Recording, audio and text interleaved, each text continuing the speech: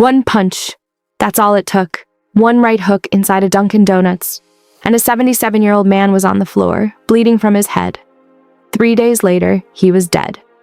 The man who threw that punch, 27 years old, no criminal record, a store manager, just clocked in for work like any other day. And in a matter of seconds, his clean record was gone. Make it make sense. Because this wasn't some alley fight. This wasn't two young men squaring up. This was inside a coffee shop in the middle of the afternoon. And it started with words. May 4th, 2021, around 1:30 in the afternoon, Tampa, Florida. Police were called to a Dunkin Donuts inside a Circle K in the Palm River area. When officers arrived, medics were already working on 77-year-old Vonelle Cook. He was unconscious, bleeding from the head. They were moving fast, and before officers even had to ask, the man responsible walked up to them calmly. He didn't hide. He didn't deny it. Foremost, let me just say my name is Cory Pujols. I am the guy you were looking for in regards to this situation. Calm voice. Yeah, so first and foremost, let me just say my name is Cory Pujols. I am the guy you were looking for in regards to this situation. The long and short of it is that here obviously at Dunkin, he's a regular. He normally comes through here and orders a large hot coffee, but today maybe he's having a rough day or something, and he decided to be extremely profound at the mouth. And I asked him respectfully on the microphone, could you please not use that kind of language, obviously with me and my employees, and as well as that. And he said no, and then he came around to the window. He kept going at the window, and then I guess he was going to come inside. So I came inside. I came on this side to let him know. He asked for the manager.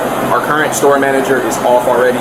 She worked morning shift, and she's currently otherwise here. So I would be for the senior shift. I've been here a little bit longer than he has, so I was reserving responsibility for that. In any case, I came out to let him know. I said, listen, sir, with the profanity that you use, I would highly recommend that you go on about your business. We don't want to serve you any coffee today. Maybe you can try again another day, but you have clearly upset, you feel me, the atmosphere here, and we would like for you to go on about your business. I asked him to do that repetitively. It's all on camera. As I mentioned, he came inside, and when he came inside, he addressed me and he was looking. I said, hey, listen, the manager's not here right now. I'll give you the manager's store number and all that good stuff. And he didn't want it, and I said, sir, well, can you please go on about your business again and have a good day? And he said, no, you're a nigger. And then I said, and I'm sorry, I had a little bit of an issue with it, and I said, say it again, and he did. Right hook, send him down. So it goes without being said that you can't hit somebody because they say something you don't like. I very well. I'm just telling you, brother. No, I agree. Believe me. I'm terrified right now, but I agree what you're saying. You shouldn't. I have had a fit of racism since I've only been here about 2 months, and I've dealt with so much of it. And I'm not saying that is a reason to do it. I'm not. I got people that say a bunch of hateful and horrible stuff to me every single day. For the past 16 years, I let it go in one ear and out the other. It ain't gonna hurt you. This will get you in trouble. Not gonna get you arrested, but I mean, dude, you hit him and he fell down. Yeah, and he hit his head pretty bad. And he should have never said what he said. But guess what? That's the country we live in. You say what you want to say. Yeah. If you don't like it, like you're saying, dude, get the freak out. Yeah. 1 second. Slipped and fall, pushed and fell. Right hook and fell. My apologies for the. He was hit and he fell down. Keep it down. I don't want this other. You hit him. You punch him and he fell. Okay. I'm not one to run from what I've done. No, you're fine. And again, he's a regular, so I honestly feel like about this situation. All right, no worries. Some of you guys have to go at you. Yes, sir. You too. Take it easy. Howdy. Gentleman came in, was being very rude to this gentleman, which is the on-duty manager. Acting manager for all intents and purposes. Yeah. Said some few expletives, and he hit him, and he fell. He hit him? Yeah. Okay. Did you get his information yet or no? I have not. I just came in. That's his grandson that's with him, though. Okay. That is his grandson. I was just talking with him. Information necessary. So, yeah, you want to grab this 43? I have. Video of it? We do have surveillance. However, when the boss leaves, she locks the. That's fine. Yeah, she locks the. So here's the reality of what could happen. Yeah. If you charge a battery, yeah, you could be charged a battery. Right. that's after we speak with him and see what's going on. I'm aware. Yeah. I'm not trying to get on to you, man. Yeah. No. You can't let, and I'm telling you from here on out, you can't let what somebody says anger you. Yeah. Said I deal with it and I let it go on. I mean, people say nasty and hateful stuff to him and I just believe me, we do our job. I know. For no reason. I know it. You're gonna have people like that throughout your life. You just gotta let it go in one ear and right out the other. And just realize that he's gonna leave and be on his way and you're gonna still be here working. Right. You know? So we'll let them get him loaded up and everything like that. Just do what you gotta do, bro. I'll be in here in a minute. Yeah, I'm not going anywhere. You're cool. You're good to go, man. Thank you. While this conversation was happening, medics were still outside working on Cook. Unconscious, head trauma. And everybody knew this wasn't just a bruise. This was serious. Employees backed up Cory's version. One coworker explained that Cook was already upset in the drive-thru. He was just being, outright rude when your card is going through. But he was just being For what reason? verbal. I asked him if he wanted iced or hot coffee. He instantly was like cold coffee. Confident. He was like, who the fuck likes cold coffee? I always ask the same.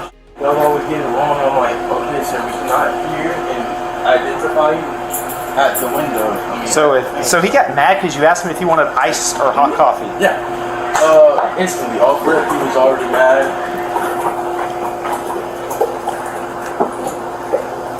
A large hot latte. Okay, gotcha. So instantly he was just Sure. above level. So he was being very verbal. Didn't want to listen to what we were saying. So Cory was like, he got on the mic because I've only been here for like just 3 weeks. Sure. But I've had Dunkin experience, so Well, that shouldn't be a normal reaction of somebody. it shouldn't be a normal reaction. So he didn't want to.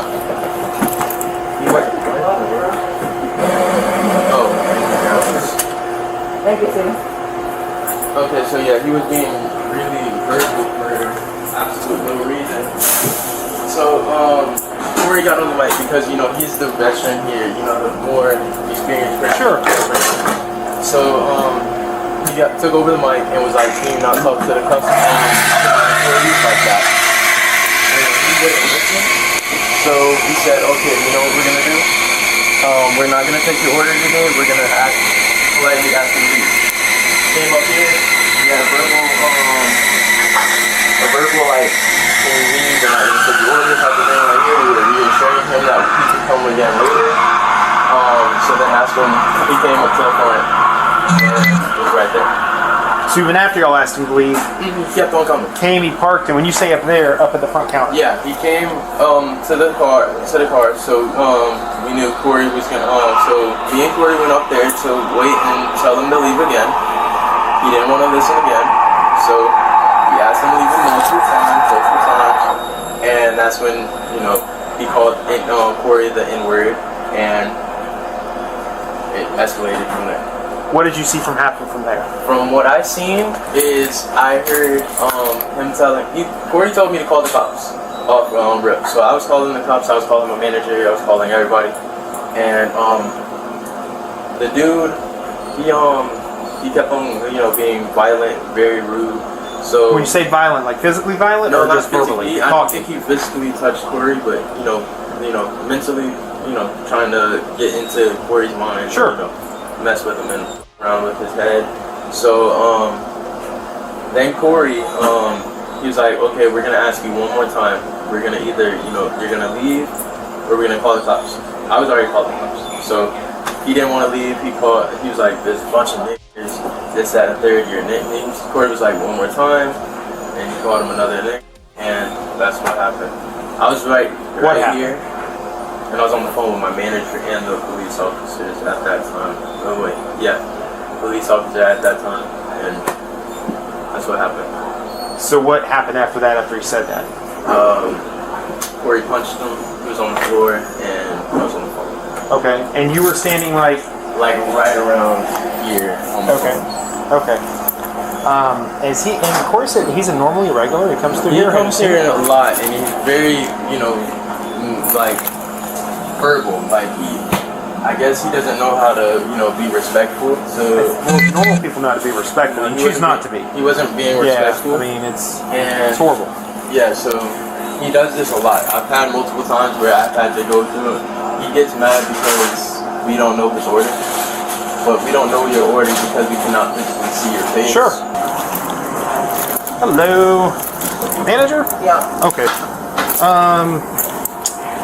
Are you able to? A, I got a thumb drive, or B, if we're able to get the video, can you email it? What's the better for you? I'll have it emailed to you. Okay. I'll have my law prevention guy Okay. send it to you. Let me go out and.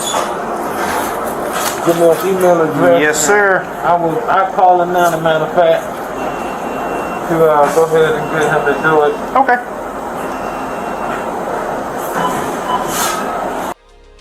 Footage confirmed Cook parked after being denied service, walked inside, continued arguing. Cory stayed behind a waist-high swinging door at first, told him to leave, hands at his sides, then the slur was used. Cory stepped through the door, still not swinging. He warned him not to say it again. Cook repeated it. Cory threw one punch to the jaw. Cook fell backward, hit his head on the concrete floor. Hard. You can see it. The kind of fall that makes the whole room freeze. Cory didn't continue attacking. He didn't stomp him. He didn't chase him. He walked away. Emergency services were already being called. Make it make sense, because sometimes it really does take 1 second. Police gathered statements, requested surveillance footage, documented everything. Cook was transported to the hospital in critical condition. And here's something that added another layer. It later came out that Cook had a criminal past, a registered sex offender with a history involving child exploitation. Prosecutors would later call him an unsympathetic victim. But legally, none of that changes what happened inside that store. The charge at first was battery on a person over 65 years old, because Cook was 77, an elderly adult. And in Florida, that matters. One officer tried to level with Cory while placing him under arrest. It feels better in here.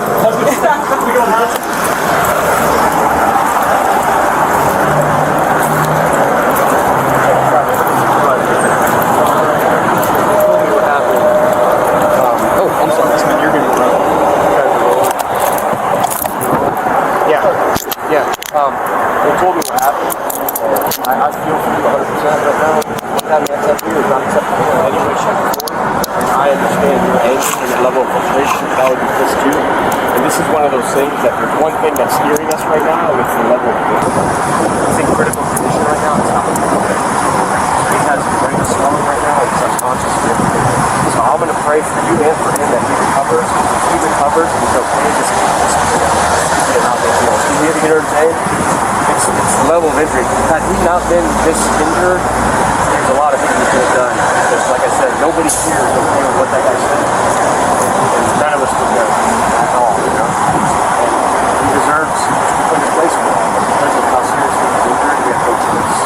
So I want you to understand that. Everybody here agrees that what Kentucky is wrong, what he said he was wrong, and he has no choice. Because of how he was injured.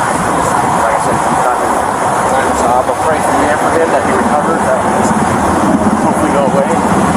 But for the time being, you're going to be charged 1 count of battery on the elderly male, which is over 65 years of age. You'll have a bond, so it's not going to be too high. You'll be able to bond out tonight at some point. And then we'll just pray all of us. This guy recovers and everything will work itself out. You know what I'm saying? Is there anything you have that you want somebody to say here? Yes, please. I'm his mom. That's fine. Mom, you want to step over here and we grab all this stuff? Get that right. Do you want a bag? Ma'am, do you want a bag? I can give you a bag for all that. Okay.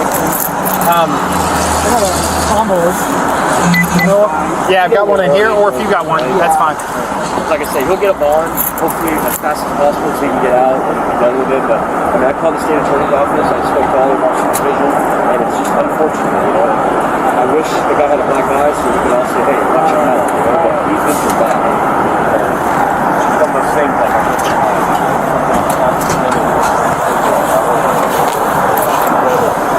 really sad situation.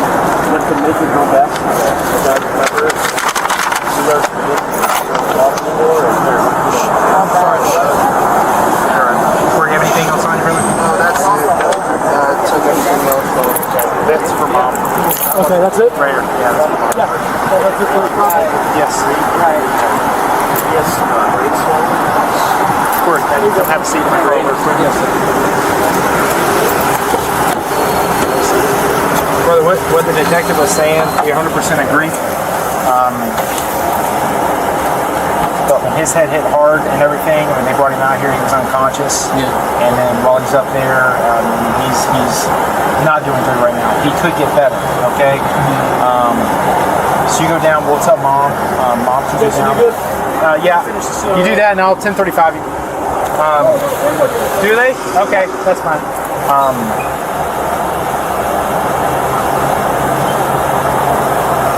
It's just a hope, brother, that it gets better. Yeah. Okay? I know that was not your intent. It was not. It wasn't. I know that. You told me that right off the bat, man. It would have been different if it would have progressed and it would have been more physical after that, but it wasn't. Yeah. But everything, when something happens, everything is taken that happens in the entire situation. You know what I'm saying? So him falling, him getting the injury, him being elderly, again, he could be in the hospital and be completely fine by tomorrow. Okay?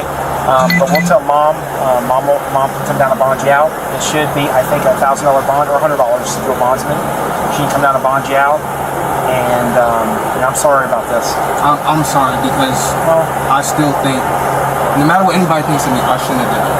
I shouldn't. I agree with everybody. I shouldn't. Let me turn the urn for you. Let me talk to Mom real quick. Okay. 3 days later, Cook died from a skull fracture and brain contusions. Now the charge changed.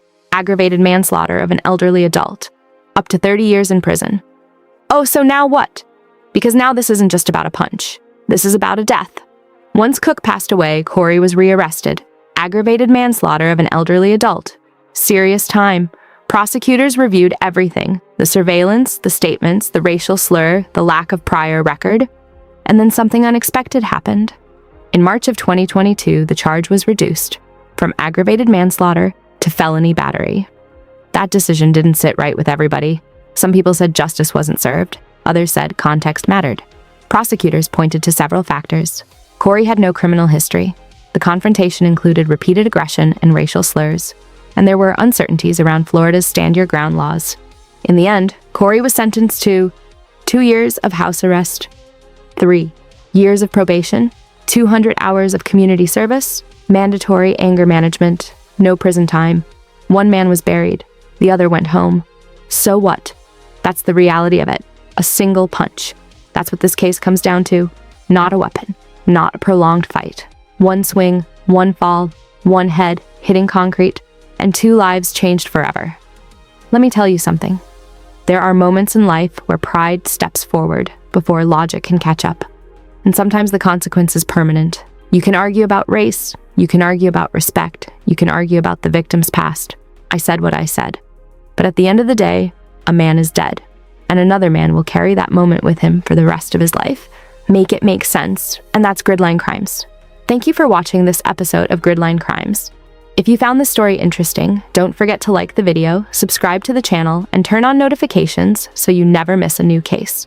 Your support helps us continue bringing you real crime stories, detailed investigations, and gripping cases from around the world. Let me know your thoughts about this case in the comments below. And remember, the truth always leaves a trail. See you in the next episode of Gridline Crimes.